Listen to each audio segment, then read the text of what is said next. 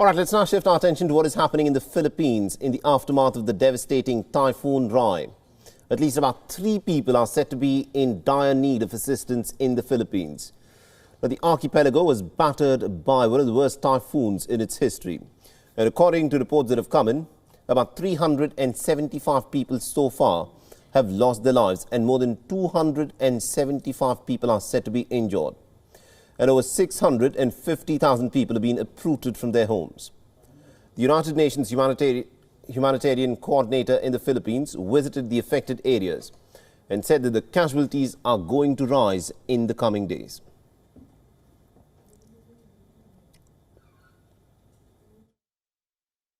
We can conclude as a result of this mission that Rai has been devastating. What I saw in my visit is roads covered with debris, electricity networks down, hundreds of houses without roof, and of course the impact of people. You can see people along the border of the road between Butuan and Surigao desperately asking for help, and they are asking for emergency shelter, drinking water, food, and for their livelihoods. Now remember, on the 16th of December, Typhoon Rai intensified from a tropical storm to a super typhoon within a span of a few hours. As it made its landfall, parts of central and southern regions of the Philippines were left with little communication and electricity. The wind speeds of Typhoon Rai were said to be about 195 kilometers per hour, and homes and other buildings were turned into a heap of debris.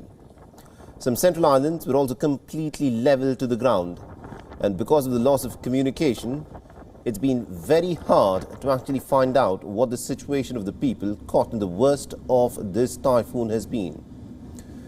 The United Nations has also expressed some serious concerns about the interruption of the COVID-19 vaccination campaign.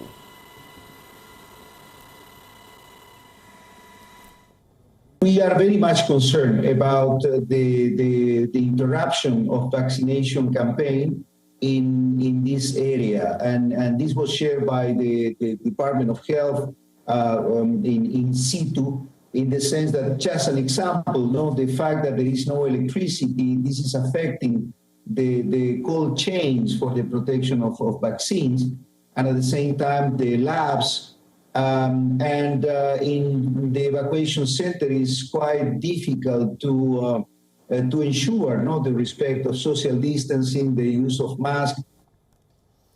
Now, it is important to note that the location of the Philippines makes it prone to natural disasters. It is even ranked as one of the world's most vulnerable nations that faces climate change.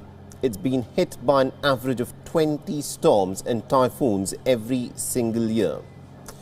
But as we told you before, the path of the Typhoon Rai was unpredictable. It intensified quicker than anticipated, and the authorities in the Philippines were simply not prepared adequately for the natural disaster.